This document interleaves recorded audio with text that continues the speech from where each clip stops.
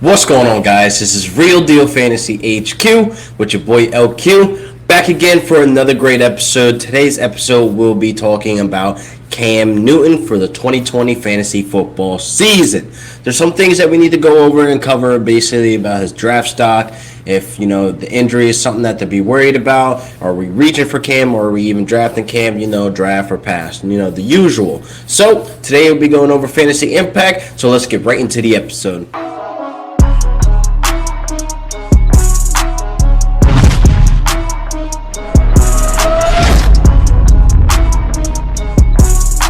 So, Cam Newton, today's topic. Are we drafting or are we passing?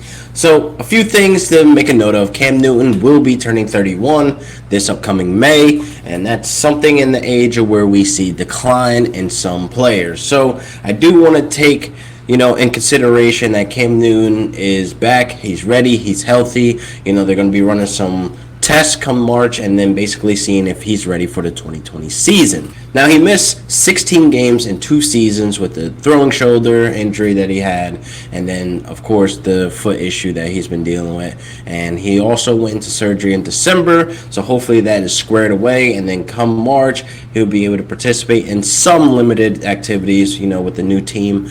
New head coach, new offensive coordinator, also something to put in consideration. So it's something that we just got to keep an eye on, basically, and see where Cam Newton ends up. I mean, there was trade talks of possibly moving on from Cam, but it's been reported that they are sticking with Cam Newton, which I think is a smart decision. He's in the last stages of his contract, the last 5 years of his contract is up. So we may be in this situation a year from now thinking where Cam Newton will end up. So depending on this season, 100% is where we'll probably find Cam Newton staying or going. So it's really based off of injury. It's based off, production value, and obviously, how much worth is a 32-year-old quarterback. I know you have to put into consideration also that Cam Newton is a running quarterback. So he's basically seeing the decline in bruises and beatings as a running back would see. Not as much. He's not taking as much contact. Cam's has been, hit or miss with protecting himself or running out of bounds. But the good news there is that he has his running back. I think he's a stud. I think they call him Mr. 101. CMC, Christian McCaffrey, is there to save the day, people. So before with Cam Newton dealing with his shoulder injury, I know that some people were worried that it was a throwing shoulder and, not much will come out of Cam with that injury going into the next season. So we only been able to see 2 games out of him last season, and the shoulder didn't look terrible. I mean, I know there was one game, I think it was week 2, where he threw the ball 51 times. So it looked like they didn't really limit or try to put him on the snap count of how many times they want him to throw the ball. But I think that's pretty ridiculous that he threw the ball that much. But you have CMC, so I think we were going into that season thinking all right, yeah, he injured his shoulder. He could just do a lot of check downs. He could do short intermediate passes to DJ Moore and Curtis Samuel. We won't see much of Cam Newton airing the ball out, but we saw a little bit of flashes of where he was airing the ball out, and then, boom, the foot injury happened. So there was also in the back of people's heads, you know what? If he can't air the ball out, he can't throw, he can run. He's a real good runner. So it's you always had that on the back end of things where, we're able to see Cam Newton run and, make some plays, extend the plays, and even rush in for touchdowns. So that's where he became really valuable in fantasy where, I think Cam Newton, he became one of the guys where we're seeing now where Lamar Jackson's at, where he's able to throw the ball and run the ball. So Cam Newton, I would say 2017 was probably the most rushing yards he had. So therefore, we're seeing him basically expand that role of being a running quarterback who extend the plays, rushing for touchdowns, etc. Even with CMC in the chamber, and that's really one of the years where CMC exploded into fantasy, and the rest is history, people. Now, to quickly backtrack to the whole trade talks. Now, I don't think they're going to be able to get much out of an injured Cam Newton. And everybody in the league know that, Cam's dealing with a foot injury and also maybe a lingering shoulder injury with his throwing arm. So I don't think much teams are going to go out there spending top dollar, sending trades, sending picks, and all that other bullcrap basically for an injured quarterback. That just doesn't make sense to me. So I don't think the market is out there hot for Cam Newton right now because he's injured. Now, if we would have had a healthy Cam Newton this past season, then hey, maybe with the new head coach coming in, Ron Rivera fired, but maybe that never would have happened if Cam Newton was healthy and we weren't stuck with a guy named Kyle Allen, that everybody was so hyped about. I mean, I wasn't thinking that he's the guy moving forward, so I don't think we can honestly trust Kyle Allen to be the guy moving forward for the Panthers, and then they move on from Cam Newton with his new offensive staff coming in, new head coach. Like it just doesn't make sense. So I think most of the trade talks and trade rumors were just bull crap, just basically buzzing around the league from beat writers and all this other crap. So I didn't really play too much into the Cam Newton trade talks because it just didn't make sense. Like, how you gonna have basically a new offensive coordinator, a new head coach come in, and they come in basically with nothing but, other than CMC, and that's all they really got. You know what I mean? So hopefully they can address some of their needs in the draft. I mean, DJ Moore and Curtis Samuel, their big playabilities are there, but I just don't think they're enough right now to take the division or make a playoff run, or even go to the Super Bowl. So I think they need to add somebody in free agency and then address the draft accordingly. I mean, they got some pretty good draft picks. They're in a good spot. I think they definitely should go get a wide receiver with their first pick, but that's just me, my opinion. But we know that's not going to happen because, they basically see something that we don't. But it is what it is. So at the moment, Cam is not game ready. So he definitely needs some more time, a couple more months to get back to game ready. I won't say the words 100% because I don't think any NFL player plays at 100%. I think there is some lingering injuries, some soreness, some fatigue. So I don't think a player is at 100%. So I don't think that's fair to say for a player, but I think with Cam's issue right now with his foot, he needs to at least be above 75% for me to be even thinking about drafting him, or even for teams to be thinking about going after him in trades or anything like that, which again I don't think is going to happen. But for me, as a fantasy owner, I will probably not draft Cam, basically with the lingering foot injury and then the shoulder injury he had the year prior. So it's a lot going on. There's a lot of risk, there's a lot of risk, and there's not enough reward for me to be going drafting a quarterback that's injured so high in the draft or even mid-draft. I'm thinking like really late rounds for me to even touch Cam Newton, to even think that he can see my bench, to be honest. So for him to actually see my bench realistically, it will probably have to be like the 12th or 13th round. So that's really late, really, really late, for QB. And I don't think I will be drafting him at that point for him to be my QB1. So that would basically be me drafting him as a QB2 just in case everything works out. Let's say he's healthy. Let's say the offense is flowing. He's got Christian McCaffrey going. He's red hot right now. He's giving us, 2015, 2017 vibes of Cam Newton. He's running the ball very well. He's protecting himself. Let's say that happens, and I got him in the 12th round or the 13th round as my QB2. So here's my dream scenario about that. Now, I have him on my bench. Let's say I draft Lamar Jackson, Pat Mahomes, the studs, basically all the studs that are at the QB position, at the QB1, that's giving me elite numbers week to week. Now, let's say he's doing that on my bench while I have a Patty Mahomes or whoever it is. Now, with me in the back of my mind knowing he has this foot injury and I'm going to try to sell him while he's hot, like strike while the iron's hot, I will probably sell him to get insurance back on that hot pick.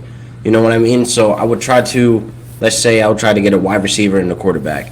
I'll try to get like a mid-tier quarterback. If I could, my dream will probably get like a Josh Allen or maybe even like one of the upcoming rookies. Or let's say Baker Mayfield is actually making it work and it's connecting. He's being like a mid-tier, selling a lot of season. But again, I would like to sell Cam before the injury happens again, because we all know how fantasy works. It's untimely, injuries. There's no way to predict. So with Cam Newton being on my bench and being trade bait, I am all for that. He is liable for a bounce back year. I mean, the cards are set up where you have CMC. I mean, the offensive coordinator should not do anything else other than throw the ball to CMC or run the ball to CMC. The CMC plan should be 100% at 100% of the time. So the offensive coordinator has such a great setup right now with CMC and a healthy Cam Newton back.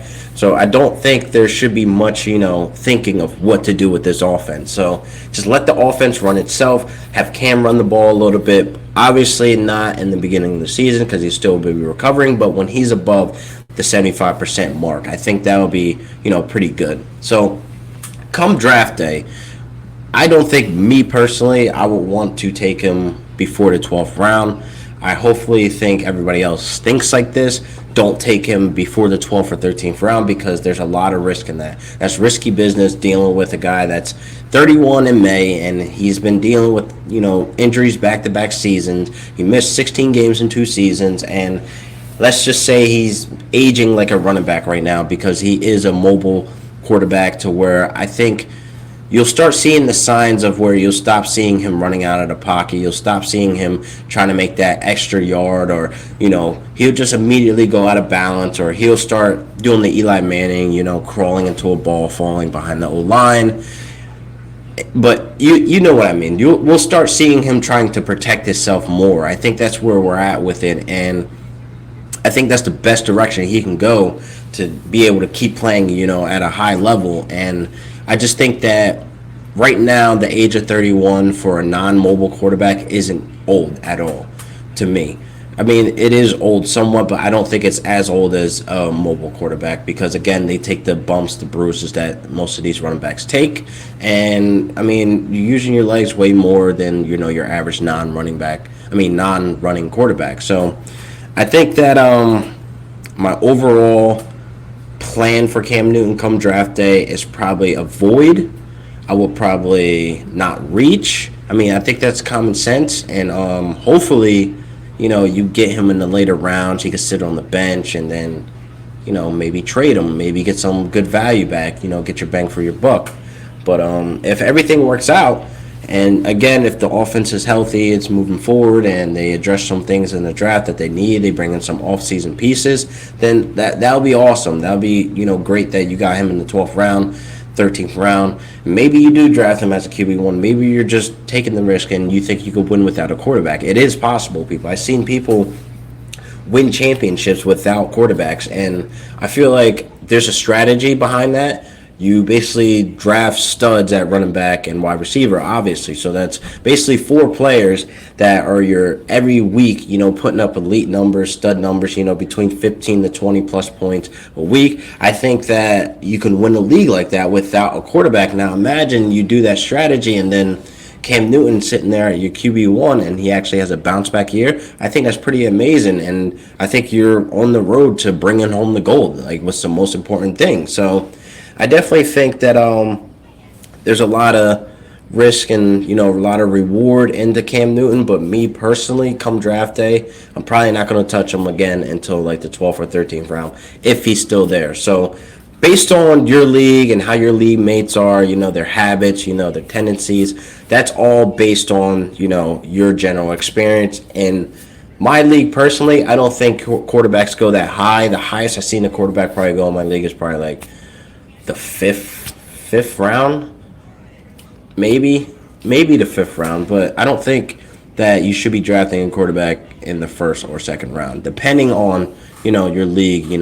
If it's a super flex, 2 quarterbacks, blah, blah, blah, then yeah, of course. I'm only talking strictly redraft, no IDP, no dynasty, none of that. I'm talking redraft, PPR only, people. So that's just my take on Cam Newton. I think that he'll probably have a decent year. It won't be a top 10 year. Again, we don't win, leagues, championship belts, rings, whatever it is, trophies. You don't win with, quarterbacks outside of the top 10. You have to be inside the top 10 to get a fighting chance. So that's just facts, people. So I don't like to think like I'm winning my league with a quarterback that's ranked in 16th out of, all the other quarterbacks out of 32. It's like, No, not happening, buddy. So let's say that, Cam Newton has an amazing year, and hopefully you can bring home the gold with him, and hopefully he can get CMC going. Hopefully CMC, puts up another monster year, and that offense